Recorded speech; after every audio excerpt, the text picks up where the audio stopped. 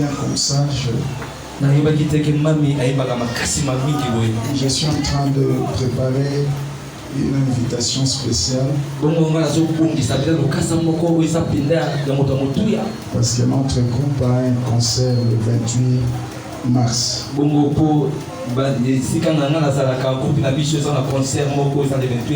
Je sais déjà que le pasteur Silas peut s'amuler au passage et le garabien. Mais là, il était sur la salle et il chante tellement bien. Pasteur Silas, la salle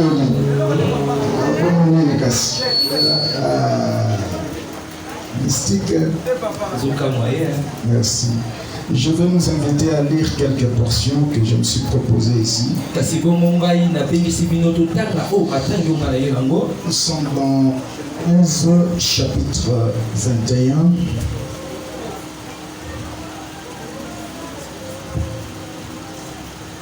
Verset 1 jusqu'à 14, mais je ne vais pas lire tout le verset. Je vais expliquer l'histoire. Genèse 21, verset 1 jusqu'à 14. Pour ceux qui écrivent, vous pouvez aussi écrire Nombre, chapitre 33, verset 55. Ok, j'ai lu Genèse 21, verset 1 jusqu'à 14, mais je lirai juste quelques portions. Nous lisons la parole au nom de Seigneur Jésus. Amen. L'Éternel se souvint de ce qu'il avait dit à Sarah. J'aimerais que Dieu se souvienne d'une dame et d'un homme, d'un serviteur de Dieu ce soir. Ah, je disais que Dieu se souvient de toi. Tu n'es pas venu par hasard ici. L'Éternel accomplit pour Sarah ce qu'il avait promis. J'aimerais que Dieu accomplisse ce qu'il a promis dans ta vie. Je crois que la parole de Dieu est esprit et vie. Je sais, je crois que la parole de Dieu donne la vie et contient de l'esprit de Dieu. Alors que l'homme de Dieu parle, alors que la parole est prêchée, on a la vie de Dieu. Quand on dit Amen, ça se réalise. Ah oui. Sarah devint enceinte, elle enfanta un fils.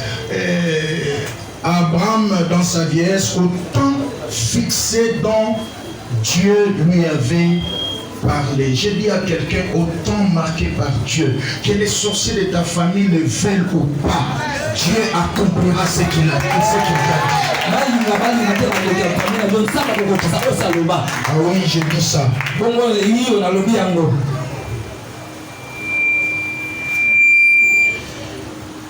Sarah dit à Abraham, Dieu m'a fait un sujet de rire, quiconque l'apprendra rira de moi.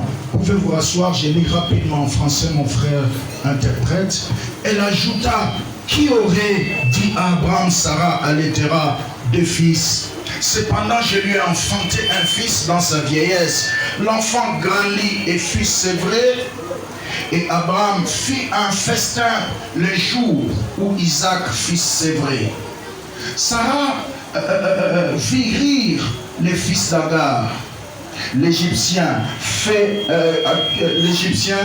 avait fait à Abraham. Et elle dit à Sarah, elle dit à Abraham, chasse cette servante et son fils, car le fils de cette servante n'héritera pas avec mon fils Isaac.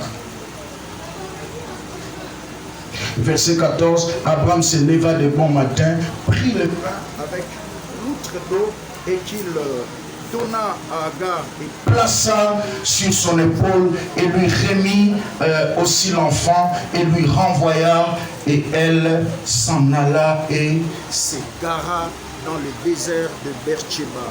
Nous lisons immédiatement Nombre chapitre 33. Nombre 33. Nombre 33, verset 55. Nombre 33, verset 55. Changez le code d'ailleurs. Mais si vous ne chassez pas devant vous les habitants du pays, Ceux d'entre eux que vous laisserez seront comme des épis dans vos yeux et des aiguillons dans vos côtés. Ils seront vos ennemis dans les pays où vous allez vous établir. Que Dieu bénisse sa parole et que le Saint-Esprit ajoute lumière et vie à cette parole. Est-ce qu'on peut donner une très bonne offrande d'acclamation à la parole du Seigneur? Et nous ne cesserons assez de bénir le Seigneur et remercier cette grande hospitalité que ce grand homme de Dieu, ce père de l'église, ce père des champions, un homme de Dieu de bon cœur et d'une bonne moralité que j'ai connue, ce qu'il est en train de faire pour nous depuis que nous sommes là. Révérend de grâce, c'est plus que un frère, c'est vraiment quelqu'un en qui j'ai beaucoup d'estime. Je ne sais même pas comment expliquer cela.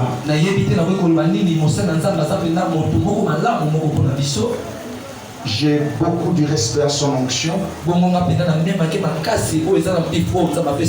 Et vous devez être fiers que vous avez un très bon pasteur ici. Je vous dis la vérité, mon frère. Toi, tu n'as pas l'habitude de dire Amen, mais vous avez un pasteur sérieux. Au jour d'aujourd'hui, avoir un pasteur comme ça, qui n'a que la Bible, sans mélange, c'est pas facile. La vérité.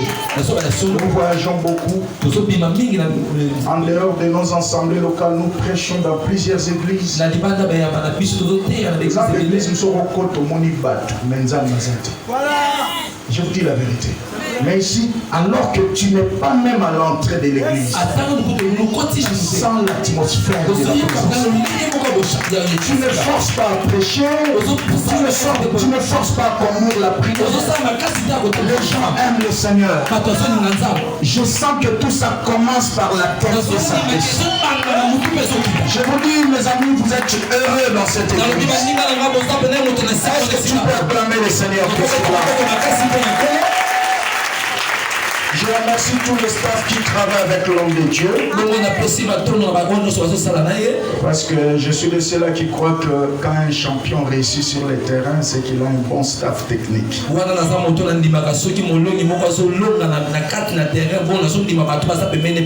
Que tous les héros dans l'ombre, tous ceux qui contribuent en secret comme en public pour le progrès de cette œuvre, soient bénis et arrosés d'une grâce particulière.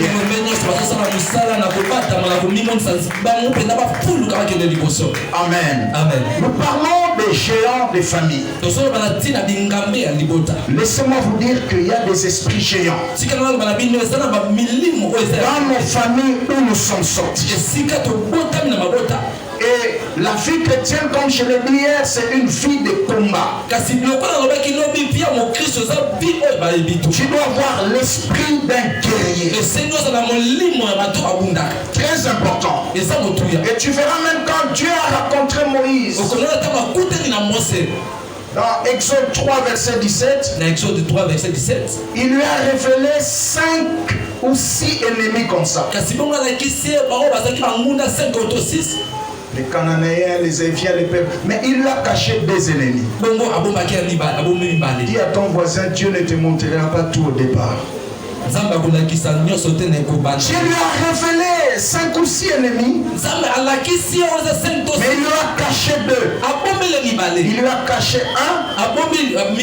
Les Amalek. 2. Les Anakim. Les Amalek, ce sont des ennemis du parcours. Ce sont des réalités que tu vas affronter dans ta marche avec Dieu. Dieu ne te les révélera pas en Égypte, soit au matin de ta sortie, mais tu vas les rencontrer. J'attends quelqu'un dire Amen. Et les Amalek t'apprendront la généalogie. l'école de la prière. Ils t'apprendront comment te battre. Il y a certains géants que Dieu placera devant nous, non pour nous arrêter dans la marche, mais pour que quelque chose qui était caché à nous puisse se révéler afin que nous continuions avec succès.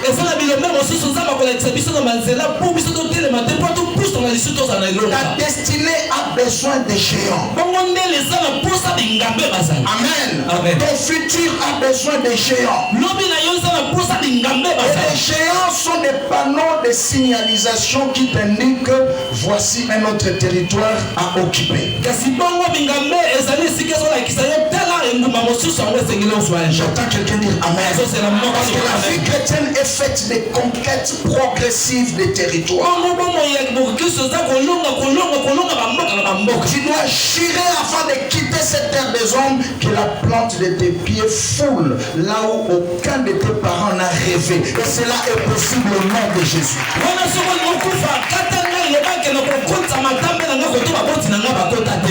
Et je crois que toi tu arriveras. Et si tu as pekisa ma coronavirus comme attendez si tu as Amen. On va pekisa ma boko na bino si matende oyo simba. Yes. On va pekisa misu na bino mo na tende oyo komona. Amen. On va pekisa ma toi na bino yo katende oyo koyo. Amen. Tu dois jurer afin que tu ne quittes cette terre des hommes. Et c'est le cas d'un naïta mon monde qui t'a ma belle batamuki. Na kokufa la wana. Par la grâce de Dieu, tu arriveras. J'attends quelqu'un dire Amen. Parce que nos choix et nos décisions gouvernent nos vies.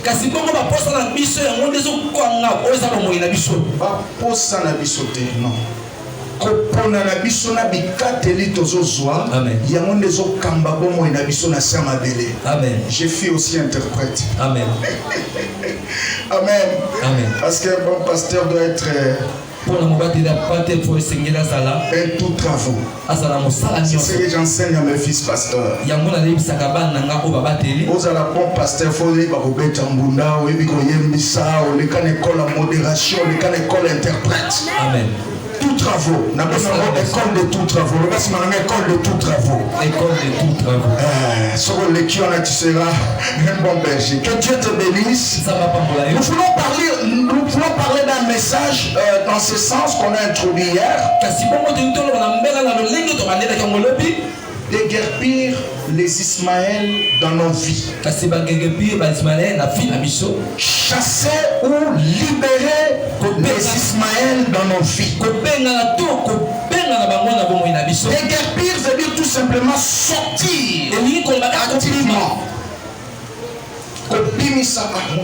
La soeur l'a dit hier là et où. Sortir activement malgré soi. C'est ça déguerpir. Hein? Amen. Amen. J'aimerais que ça soit bien expliqué parce que c'est là où est caché le message d'aujourd'hui. Déguerpir les Ismaël dans nos vies et dans nos familles. Amen. Que Dieu bénisse le frère. Est-ce qu'on peut acclamer pour le frère? Voilà, gloire soit rendue à Dieu. Déguerpir les Ismaël dans nos vies, dans nos familles, sur le chemin de nos destinées. Amen. Amen. Je vais te montrer ce soir que dans nos vies, il y a des locataires indésirables. Tu dois automatiquement et à tout prix les chasser de ta vie. Quand nous parlons de déguerpir, ça veut aussi dire se retirer vite de quelque chose contre ta volonté. Renoncer ou abandonner quelque chose. Deux vérités se cachent dedans. La première vérité en matière de déguerpir, c'est que c'est une action qui commence de l'intérieur à à l'extérieur. Amen. Une action qui commence de l'intérieur à l'extérieur. Deuxième vérité, c'est que déguerpir, on ne déguerpit pas parce que l'on veut, mais on déguerpit parce que l'on doit le faire. Il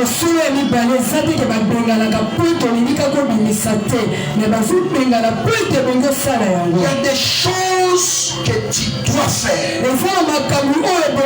Malgré que tu ne veux pas, mais tu dois le faire. C'est ça la volonté parfaite de Dieu. J'attends quelqu'un dire Amen. C'est comme dans le domaine de l'éducation, on dit, on donne à l'enfant non ce qu'il veut, mais ce qu'il doit avoir.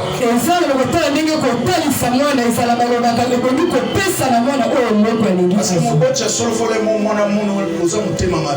mais c'est pour son bien. Parce qu'il doit connaître ça. Il doit apprendre cela. Nous avons mais pasteur, tout ça,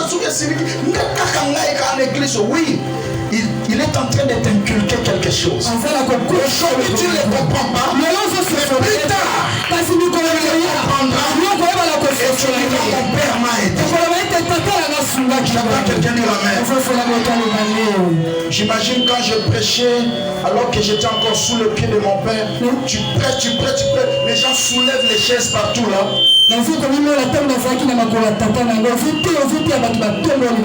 Il t'appelle au bureau, quand vous aurez été un zipolo matin, il va se tenir. Vous êtes des rêves.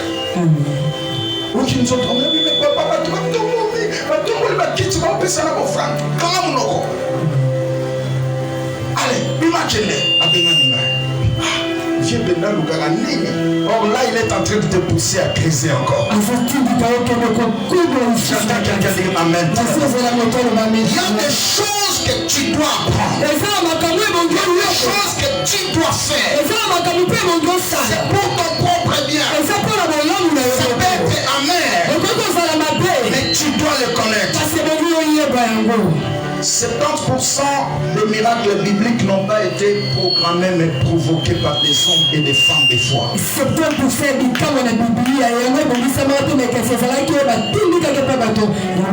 aucun prophète n'est venu rassurer à David. Ainsi dit le Seigneur. Si tu t'élèves et au signer Goliath à Bokoya, c'était son courage. Il sentait quelque chose à l'intérieur.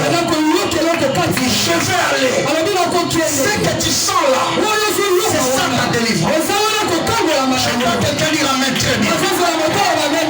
Déguerpir, ça commence toujours de l'intérieur à l'extérieur.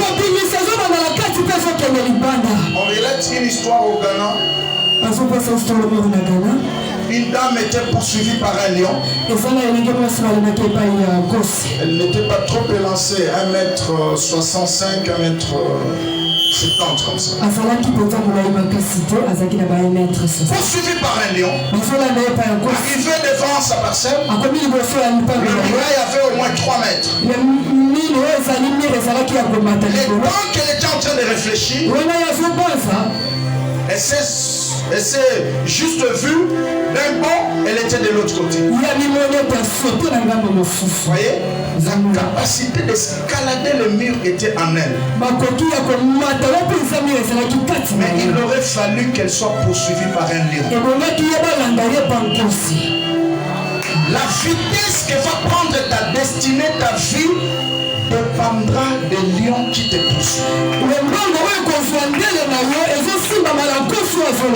Ta destinée a besoin de combat. Ta destinée a besoin de rivalités et des adversités. La réussite n'est pas un hasard. Tu dois te battre. J'attends quelqu'un dire Amen. Combat, déception, trahison. Les musulmans on dirait au Tchèque à part Jésus, nous sommes 60. Est-ce que tu m'as sur le bas? Amen. Et là, Dieu veut former la chose qu'il a déposée en toi. Parce que Dieu ne peut pas travailler avec toi s'il n'a pas encore travaillé en toi. J'appelle quelqu'un dire Amen. Il faut d'abord travailler en toi. Il brise ton caractère. Il forme des choses en toi. Après, il devient ton commissionnaire. Il va chercher le marché. Là, je parle de Joseph. Ok? Après, notre repas mokonzi. Pour bien que na kati ya Joseph kuna na sina loni biloko. Même ça faisait tika nzamba lona na biloko kati na yo. Il m'a pressé l'école en nzambe te. J'attends quelqu'un dire amen. 70% des situations qui nous arrivent viennent de nous-mêmes. 70% des malheurs viennent de nous-mêmes. Après mes années de conversion, d'après le nombre d'années de mes conversions, le nombre d'années du ministère pastoral, je me suis rendu compte que la plupart des problèmes qui nous dérangent viennent de nous-mêmes. Amen. Ça vient souvent de nous-mêmes. Très souvent de nous-mêmes. Mais nous ignorons cela. Parce que nous avons une mentalité ici en Afrique. Si ça va bien, c'est moi.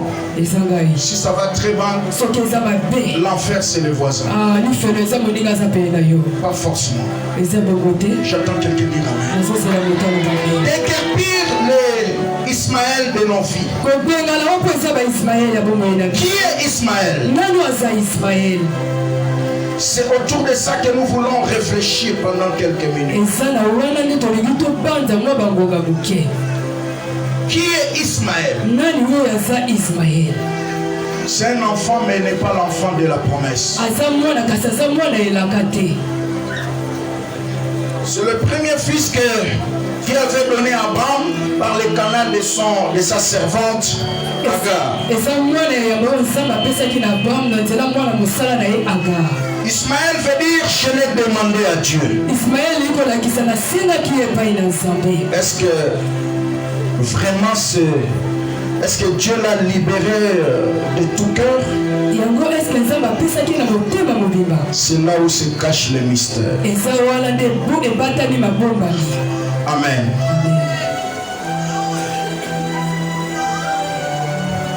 10 ans après son installation dans le pays de Canaan, la Bible déclare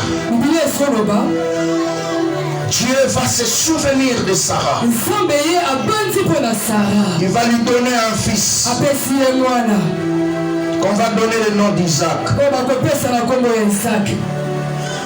Mais avant bien cela, Sarah aurait commis une erreur.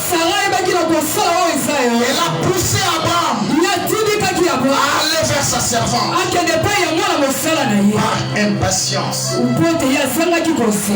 Combien d'erreurs avons-nous-ils pas connues tout simplement parce qu'on était impatients? Et aujourd'hui, ça nous coûte sérieusement. Il va pousser Agar à une décision contre la volonté du Seigneur. Pose un peu la question à ton voisin, qui te pousse? Et qui t'a poussé à faire ça? Attention aux choix et aux décisions que nous prenons. Un simple choix, ça peut changer positivement ta vie, ça peut changer négativement ta vie. Dieu va corriger cette erreur de Sarah en passant par la même Sarah pour dire à Abraham, tu dois chasser cet enfant.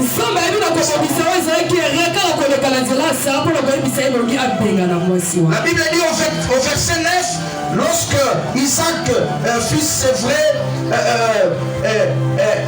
Sarah a vu comment est-ce que le fils d'Agar s'est moqué de son fils. C'est dans la version Luther, mais la version Louis II parle seulement de rire. Elle fit rire le fils d'Isaac. Mais la version française courant dit, elle était en train de jouer. Et la version parole vivante dit, il s'amusait. Elle a vu comment le fils d'Agar s'amusait avec Isaac, mais avec dédain. Et Clara et Sarah ayant une clairvoyance.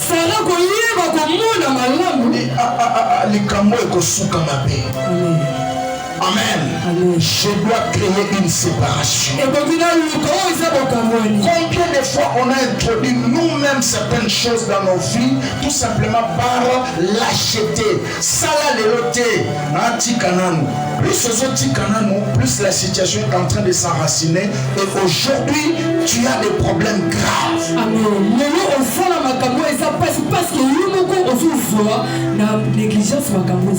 Amen, amen. Amen. Faut faire très attention. Abraham aimait tellement aimait tellement Ismaël parce que c'était son fils.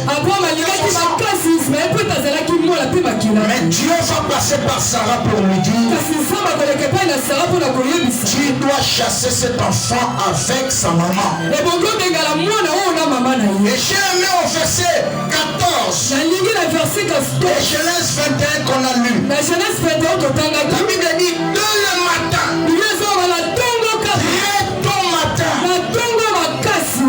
Abraham s'éleva, il a pris un peu de pain et l'outre rempli d'eau, il a donné à Agar et il les a chassés. Très tôt matin, dis à ton voisin, Agar et son enfant, on les chasse le matin. Alléluia. Il y a certaines situations que tu dois t'en débarrasser très tôt matin. Ismaël, on les chasse le matin. C'est-à-dire que pendant qu'il est encore temps. Alléluia. Amen. Ne nous laissons pas faire le bien. Dieu peut te pardonner. Les hommes peuvent te pardonner. Mais l'âge ne pardonne jamais. Le temps ne pardonne jamais. J'attends quelqu'un dire Amen. Qui est Ismaël?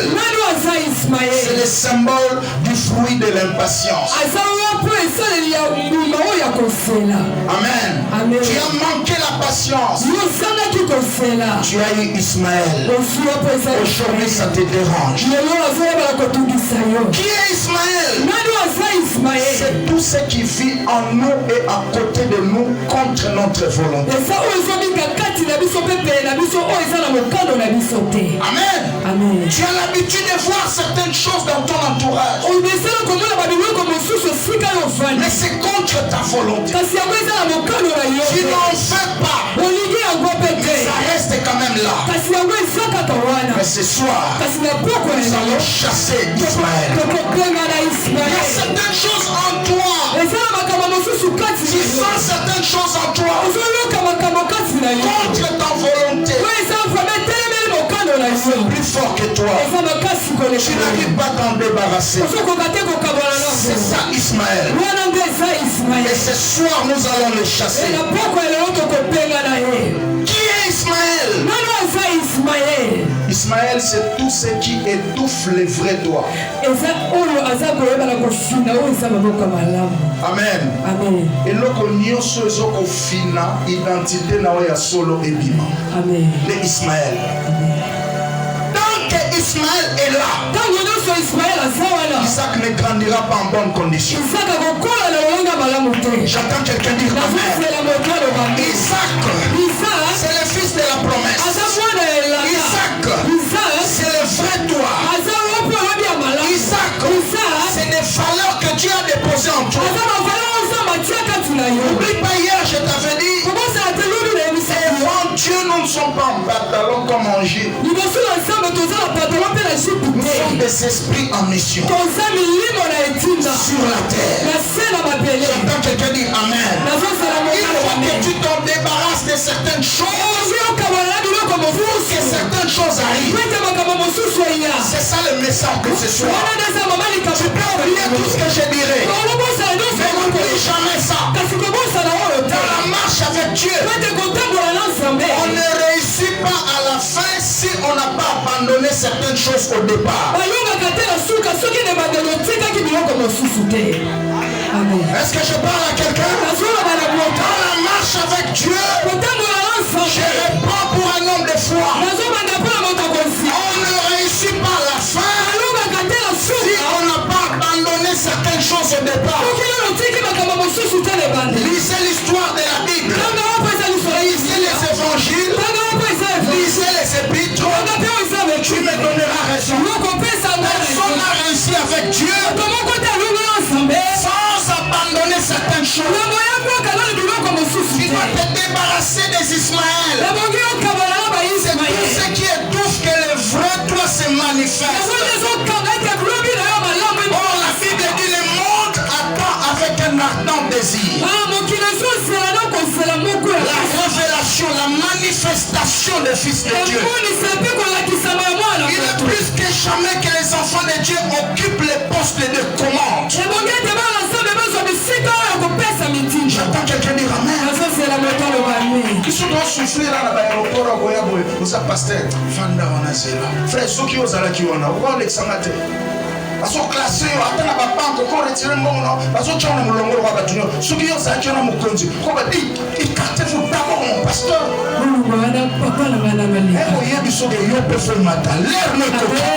Si tu ne crois pas, je me joins avec la foi des bishops de grâce. Toi, tu monteras ce soir.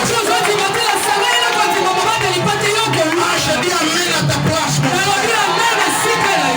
Les Ismaël doivent te lâcher.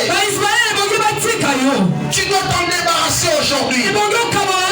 Ismaël, c'est tout ce qui étouffe le vrai nous. Et Ismaël combat même les plans de Dieu en nous. Donc Ismaël n'a pas quitté. Isaac ne grandira pas. Nous sommes même après 5 ans à l'université, nous avons commis licencié. Mais après 5 ans à l'église, je peux faire comme un Amen. Amen. Ah oui, après 5 ans à l'université, licencié. Mais il y a 5 ans à l'église. Mais comment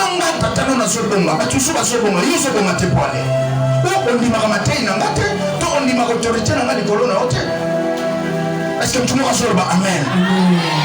Ah oui, donc il y a un exemple pratique. Après 5 ans à l'université, nous avons mis licencié. Après 5 ans à l'église, ceux qui ont un bon, il faut qu'on s'en mécolle. Ceux qui ont un mécolle, il faut qu'on t'attende au salon ensemble. On a qui ont dit simple, au Congo au salon ensemble. Qui est cet Ismaël qui étouffe la grâce de Dieu? Aujourd'hui, va te quitter. J'ai dit qu'aujourd'hui, va te lâcher. Il est plus que jamais temps que tu sers Dieu en toute liberté. Comment? Oh, nous avons un simple pour nous avoir un problème.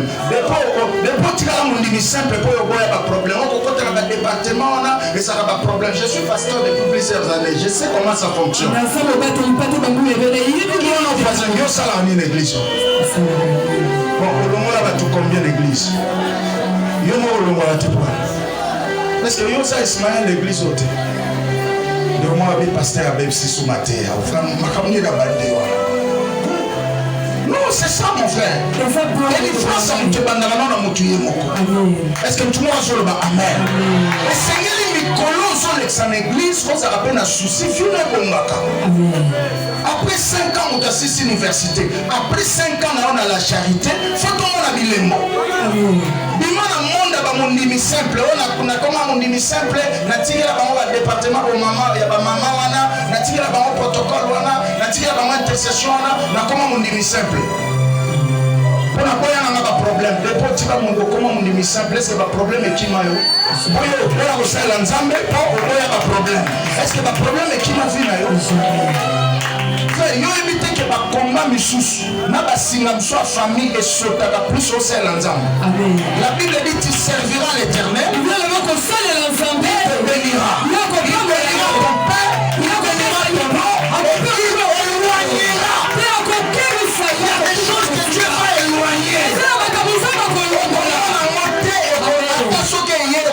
Même fête na vie na ora ba tumisusu parce que ça la ranza ils sont ba ceux qui est souté 4 fois empoisonnés par des faux frères ce na émission to bondi matin na zote ya ba poisson c'est côté na nzoto mais yeso ça na bomo la suka na sinza mais so so molimo na o gagner ni mais so tiki nga na hotel sans mala tu vas na bika immédiatement j'étais guéri. Est-ce que tu vois sur le bas? Amen. Amen. Ismaël Moussou Bazo Kende Bamoko sans prière. Amen. Il s'est passé son arrosel ensemble. Quand ton vie chrétienne, il y a sens unique. J'ai un enfant qui est chez moi qui conduit notre église de Kisangani. Il y a un témoignage terrible à Koufa Kiasekwaki. Voyez, dans les lignes de son témoignage, il y a une page qu'elle révèle. Ali, nous avons reçu la zone sur la mokili pour que les côtés à Samara, pour avoir la place. Oye na yo metala, awa. Osale le côté na mokili. Omoni ba ndakwana, ezaba ndako na tongeli bato bazo gagner ba âme chaque jour. Dans la place kwa rovanda. Na mo yo fonso na nokaka. Kenne ko gagner ba âme.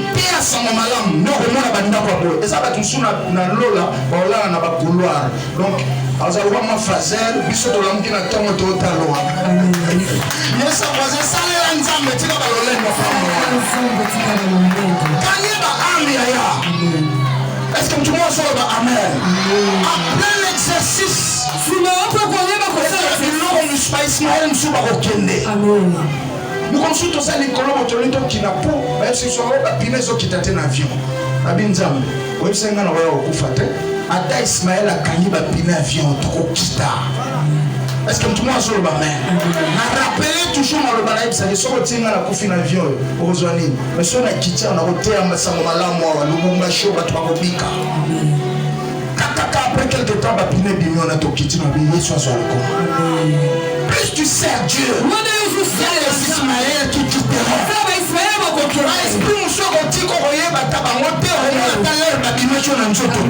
Parce que tu es dans l'œuvre de Dieu.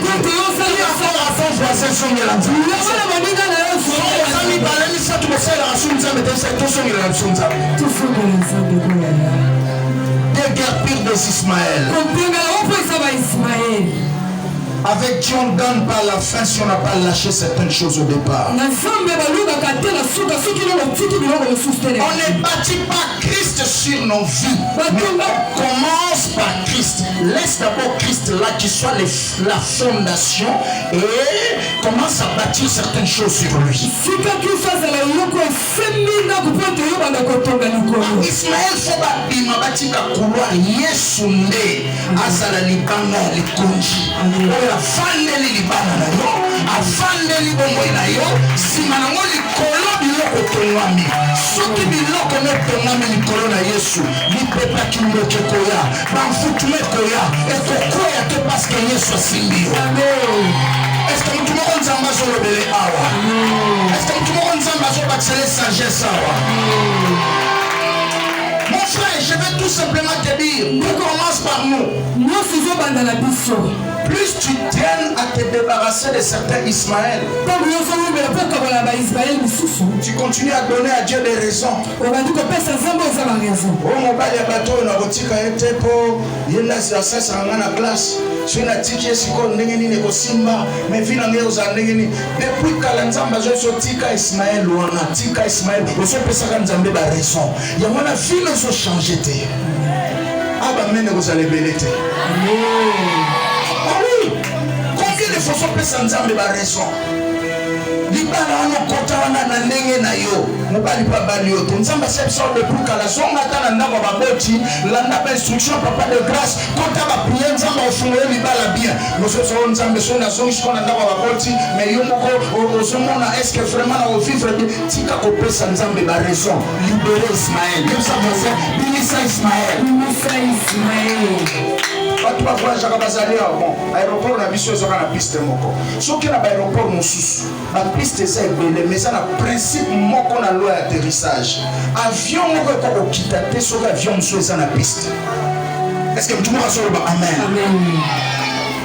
soki bakide bino deya na piste 2 et que avion mosusu oti kokita na esala taxi balesa bino monsieur botourne na likolo kozela ti mutu wana kolibere piste yebisa voisin eza makambo ya kitoko nzambe abongiseli yo ezotourne kaka likolo yo ozolibere piste te libere piste ba Ismael wana balongwa Ismael ekozala molimo akanda oyo elata yo soko osiliki afomo na makila yo soko osiliki fo banza yo soko osiliki fo bebisa. Est-ce que tu me nzamba zolobela ye je n'envoie so ba kipote talo azana sifa c'est kanda na yo na ndeza Ismael kanda na yo na isama na muje Ismael ekoza kamsuno limo lokuta oyo lata lelo so mi kum sanzamba pambo ninga moyebi biloko sio bisana lokuta escroquerie. Est-ce que tout le monde s'en met sur le belay? Tout ce qui brille n'est pas l'or. Il y a un tout ça, il témoignage à Nzamba Pambolinga, mais l'andela nzela suite témoignage à Lokwana. Il faut regretter. Un témoignage à Ismaël. Est-ce que tout le monde se bat? Amen bien. Ismaël, on se débarrasse de lui le matin. Ismaël, la Bible dit Abraham se leva très tôt matin. Il a chassé Ismaël. On se traînait tout. Yo menzamba sa pambola yo kala. Yo ngoza susu célibataire te. Yo metam so sa suna moko te. Dala opportunité kutana na mo. Eleka okaka boye. Bonini Ismaël. Plus on se traîner ko kabwana Ismaël, li pas mo li peut se traîner koya. Il sa voisin libérer Ismaël. Libérer Ismaël. Libère ton Ismaël. Kabwana Ismaël. Ismaël est cause attend soit ta manque pardon. Yo ne moza so kangeli mutukanda. Et si nana etili wa osakuto zobe la nzamba wa na batu msubolo banakate. Bible lobi soko ko limisa ndeko za pembe na nzamba likolo pa limisa to le kangami. Ma prière nous se matériau la te. Na la terre à délivrance, je vous dis des choses que nous vivons. Na vie nous sommes comme topikaka. Nous commençons à prendre la pona ndeko moko boye. Azo passe à robota na zobota te. Qu'est-ce qui s'est passé? Donc comme boye, nous voulons prier. Dieu a dit arrêtez, parle avec lui. Nzamba lobi tika ndeko azana ta mazo disemi. Tata moi sina yaji kokangela ye. Mais bakwa kilana maloba pe akanga tata mwasi na mutema ata ko famille vana iba sololi nenga zawana soki andimi ko limisa tata mwasi ne ta kokufa na zemyo na ebisi na bindeko oza problème na tata mwasi no nzamba ebisi so bien est-ce que ningo limisa problème no zawana loba kolo yesu na fungwe mutema na fo na lita alunga na li mbisi mwana c'est toi-même qui bloque ta vie. L'essentiel de ta vie là, c'est toi-même. Les Ouest Africains disent, c'est toi-même. Libère des Ismaël. Yo délivrance nous aussi n'a pas limisa. Ça va prier la Milaïte. Nous avons toujours quand même en 2020 le 4 na bamoti awa. ton voisin, c'est pour une celui qui refuse de pardonner, c'est comme moi, je refuse de pardonner. Donc, je bois les poisons et je demande au bishop de grâce de mourir à ma place.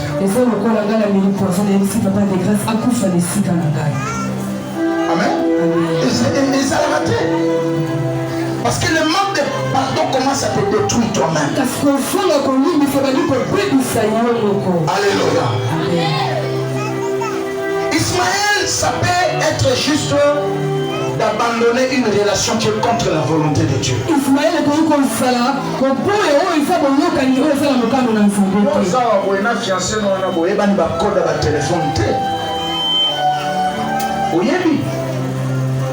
Même avec ta femme là, chacun a son code. Téléphone à ma cousine Maté. Le voilà du pasteur à côté de ma campagne. Vraiment, je vais ça mater. Vous voyez, il y a des choses que tu gardes. C'est ça Ismaël. Tu as des secrets que tu ne veux pas abandonner. Tu as des relations contre la volonté de Dieu. Et Dieu t'a déjà demandé plusieurs fois Tika Likamboana. Oui, c'est Josaphat. Dans 2 Chroniques 20, verset 35. Alors, il y a des baby ni sala na opoke au Samalana Batouana. Bazana conduite à ma baie. Est-ce que tout le monde a le même? Abi yona toi un problème te obanga ngana ndi magayo mendengo sangani na batwana na baby ni sala na yo. Ça va tout souvent tambola. Oui, une malédiction, la bénédiction, ça va la parfum. Amen. Quand on a demandé à nous encadrer le couple, un jour, nous avons réglé le problème dans le couple Moko. Je suis en train de chuter. Mais comment pas les Kenya qui ont été camarades de Moko, on a calé na poto bayambani parfum tikalanzo. Si vous avez besoin de l'andako, ayamba moi si vous moi sorti sur la parfum, ils ont parfum na bamota. Ah chérie, parfum yo et utiwa. Babandi ko penda na wana tu. Oh yepe, tawa ya mali na ndekona na utai poto. Yeba iteke sur la parfum tikaleke na nzoto. Si pas zoya na ndaku, ba ya mali chérie na ye, chérie ayo kime ya sa oyo ka mosu. Oni so bandi tamu la ipeme na Solomon do oyo ka mosu. Ese tumu wa do pemele. Quand on va faire parler, allez, le ciel, tout ça, la cagnola, la prête, non, que moi, ça va paraître. Oh, oui, ça commence à revenir. Oh, je me rappelle.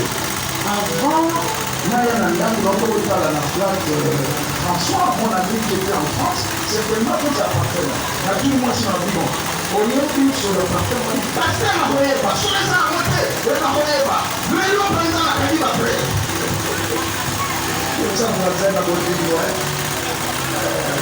Il va que pour le premier dans le lot, pour quand nous nous avons le lot du prévôt comme là. Après quand nous nous avons le bas, ça va la moitié douceur. Est-ce que tu vas sur le amen? Est-ce que tu vas voir la basalia? Attends, nous avons gafé na bolingo ça la moitié douceur. Pour le mieux pour faire la même photo. Alors qu'est-ce qui s'est passé? Nous le tapis. J'étais obligé de les accompagner jusqu'à la place Françoise Zayat. Comme il faut François, pompez non parfum, pompez. Elle dit, madame, pasteur m'a dit, ah non, pasteur. Mais moi, en tant que prédicateur de l'évangile, j'ai des choses. La bénédiction et la malédiction sont comme des parfums.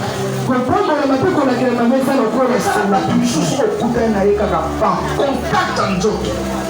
Attiquez le bureau mabe. Et comme le roi Ismaël, comment déranger destiné là. Je vous dis la vérité. Dernièrement, notre ensemble la première sœur, on a 1, 2, 3, 4, 5, 64 démons. Mon frère, ceux qui ont écouté un an de quoi, vous avez 32. Comment on se met sa vie là? La Bible dit les deux deviendront une seule chair. La Bible dit mama alizala donc mama eba ikobota otali mwasi okumisi nzambe mais 64 démons et comme mama ana longité mais ce que samani on a boka bola 32. Est-ce que tout le monde la prière que tu vas faire ce soir ensemble comme ça la poko ya lelo so na kutana ba batikela na biloko na yebité et comment on va Ismaël lelo fodima lelo fosika. Est-ce que tout le monde soit la décision? Amen. Alléluia. Ismaël peut être aussi la décision de quitter certains milieux. Et ça va milieu sous ma tête comme on a satana hôtel ya misala mabe et tonga mawala. Atoya to sameli recevez pas moi mi. Aucun n'y a-t-il que le kuna compter les ondes à zéro. C'est pourquoi tu verras dans la Bible Dieu ordonnait à certains géants de quitter certains milieux. Il dit à Abraham sors de la maison de ton père parce qu'il savait.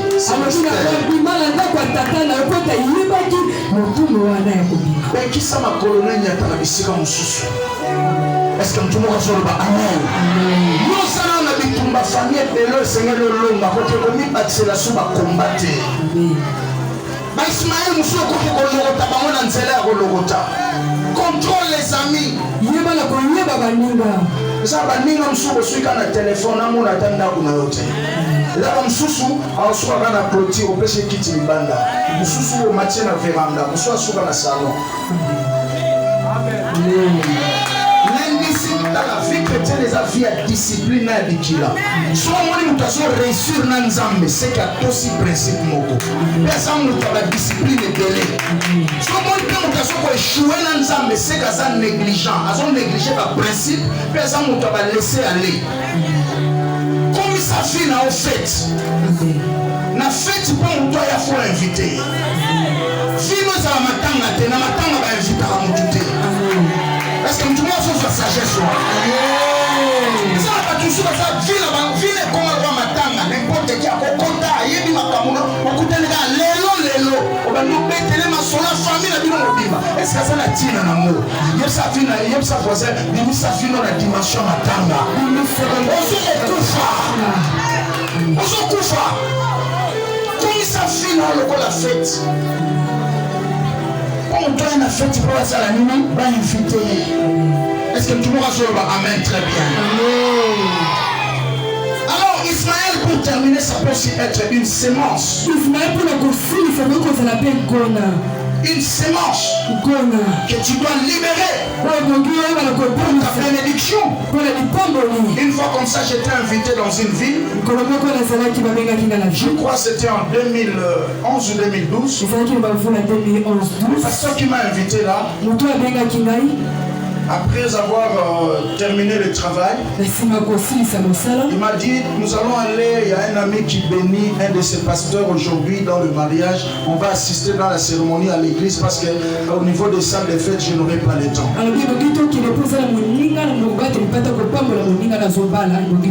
Nous sommes allés et le pasteur a tenu le micro. Il a dit, le mariage que je bénis ici, c'est le 327e mariage dans mon ministère. Moi je dis, comme on m'a appris les choses de Dieu, j'ai appris à s'aimer et à ne jamais laisser les grâces partir comme ça. J'avais juste un Ismaël en moi. C'était $100. C'est tout ce que j'avais.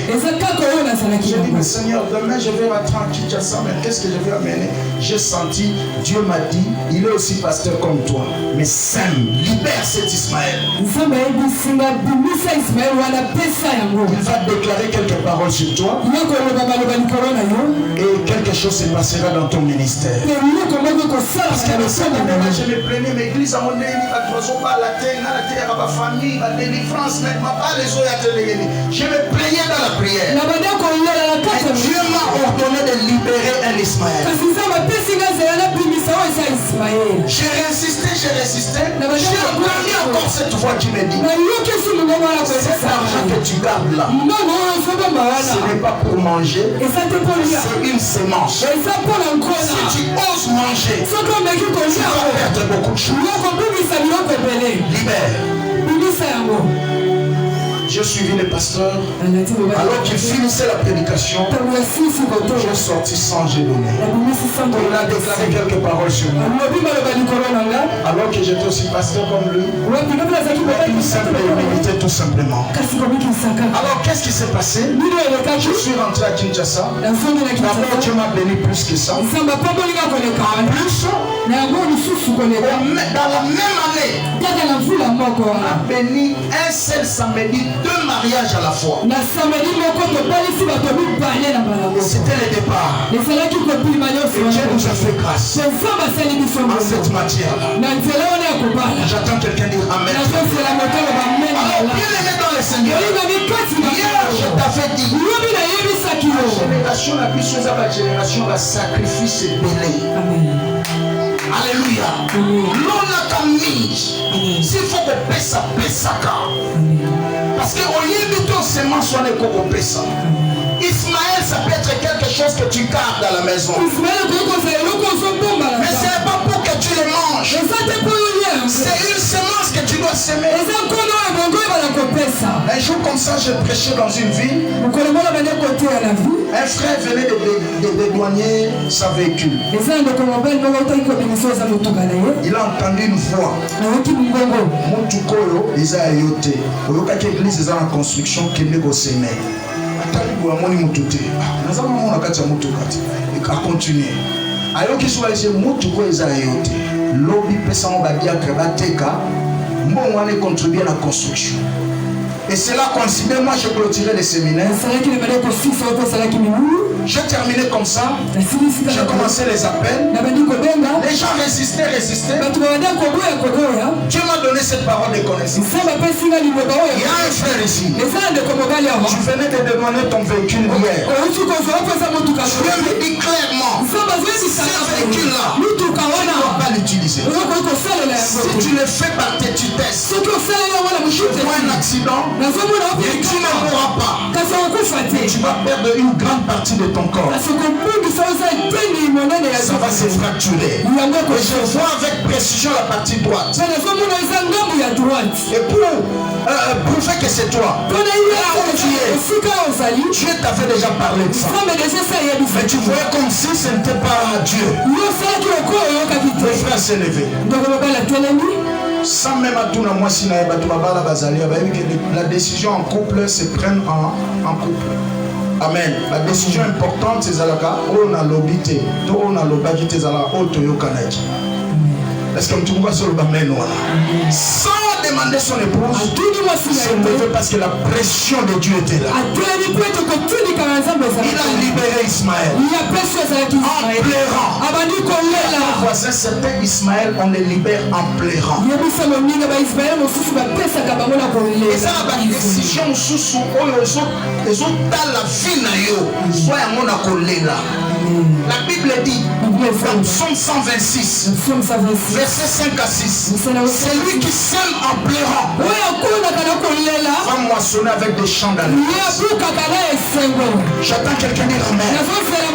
Ça, la décision va se rendre mais ce soit oui, non, oui. Le roi Rita Zoaki, mais ce soit Léli.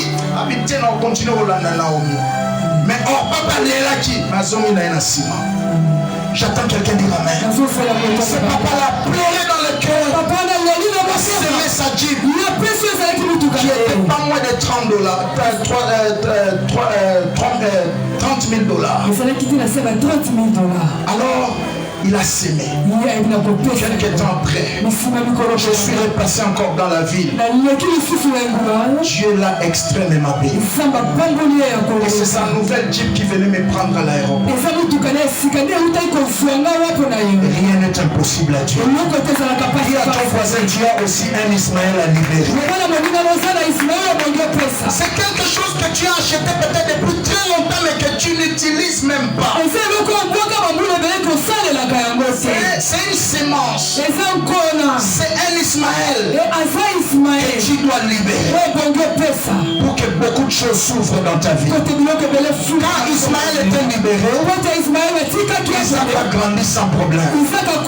Mais si tu continues à garder Ismaël, ça va te déranger. J'entends quelqu'un dire Amen.